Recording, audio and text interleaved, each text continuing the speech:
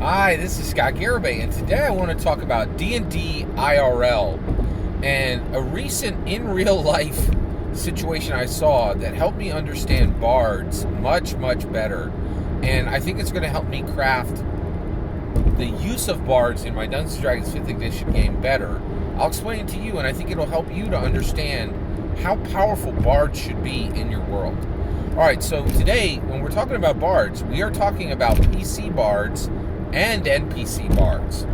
Alright, so in Dungeons & Dragons, Bards are, especially in Dungeons & Dragons 5th edition, I'm very pro-Bard. I think Bards are a fantastic class, and they get a lot of heat. People mock Bards, and they say they're silly and stupid, and, actually, I think Bards get more hate than almost any other class. I think the only class that gets more hate than Bards are lawful good paladins. That's pretty strongly disliked in our modern society. I think, I've already done a video on this. I think the lawful good paladin is the new anti-hero, right? Like if you're playing like some really like mixed morals hero, right?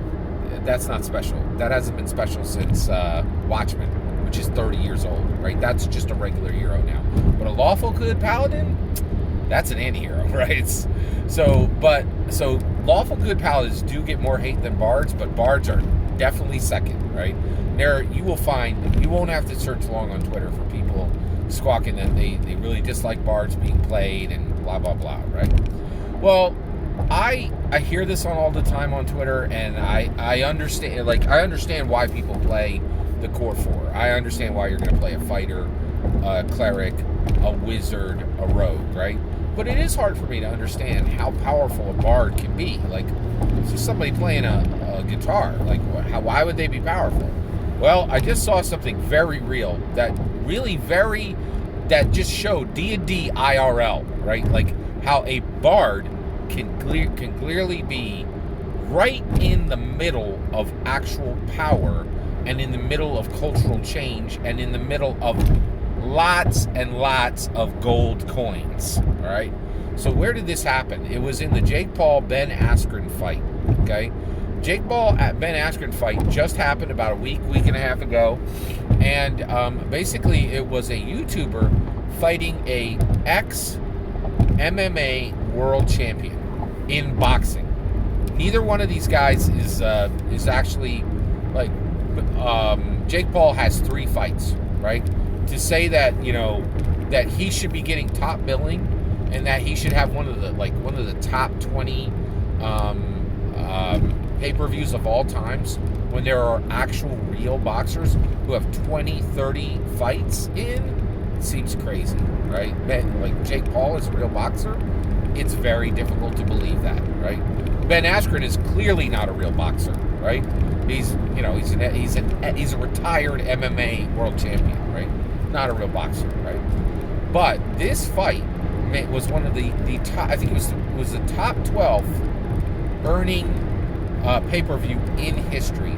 There were tens, at least, it's hard to get numbers on this stuff, but they believe it made easily between 50 and 100 million, 150 million, depending on how you count and what you count, right? Are you counting, there were huge amounts of gambling on this. There was the pay-per-view money itself. There's all kinds of, literally different rivers of money attached to this event, right? Well, a lot of people were very dismissive of this and saying, oh, this is silly. But the reality is, this is the future of boxing. There's no two ways about it. This got more people watching boxing than any real boxer has in easily 10 years, right? There are just so many eyes on this. So where does the Bard come in? Snoop Dogg. I could not believe it. So this fight, right? Boxing is in such bad shape that they could not get people to watch the undercard.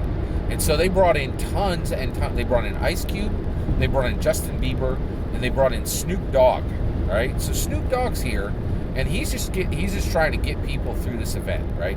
Because the reality is, get this, the actual event, Jake Paul fighting Ben Askren, lasted 2 minutes.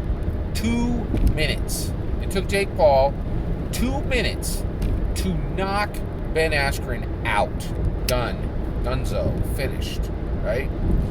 So with that 2 minutes there, right, that means you got to fill, they literally filled 3 hours and 45 minutes of content with the most ridiculous content you could ever imagine.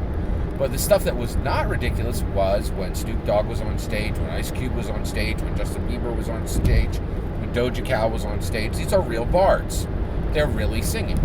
Now, there's nothing special about that. We see that in D&D all the time, right? A bard singing in a tavern, not special. Happens all the time. Bard singing for a castle court, not special. Happens all the time, right? And that's what Snoop Dogg was doing. Here's a high-level event. He's singing his song. What really shocked me was when the fight came on. When the fight came on, Snoop Dogg was right there with the commentators. I could not believe it. Now, Snoop Dogg had already said that he was not in a level state, right? So there are tens of millions of dollars on the line. Millions of dollars have been spent to get Ben Askren there, to get Jake Paul there. There are millions of dollars on the line for the fighters. There's $1 million on the line for Triller. There's millions of dollars on the line for literally hundreds of thousands, if not well over 1 million, of gamblers. There is tens, if not hundreds of millions of dollars on the line, right? And here's Snoop, who's already made it clear to everybody here that he is not in a professional state in any way. In fact, he's declared very clearly, like, I'm not in a professional state, right? He's made this clear throughout the event, right? But he's commentating on the event with the actual commentators. And, get this, Snoop Dogg, on the commentating board, actually got in more useful, like, comments than the actual professional boxing commenters. And I was like, holy cows, this is a bard right in the middle of the actual event, right? Not just singing a song before it, but actually commenting and on the commentary board with the commentators, right? And I was like, that's incredible, right? Now, if you don't think this is important, it is, right? And here's why. This next fight for Jake Paul is going to be $50 or $100 million for him. There's a good chance he might fight Conor McGregor, right? One of the biggest MMA stars ever, right?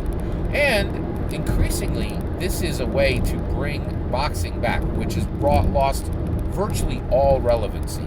And these YouTubers are giving some of their relevancy back to boxing so it can remain alive. That is a cultural change.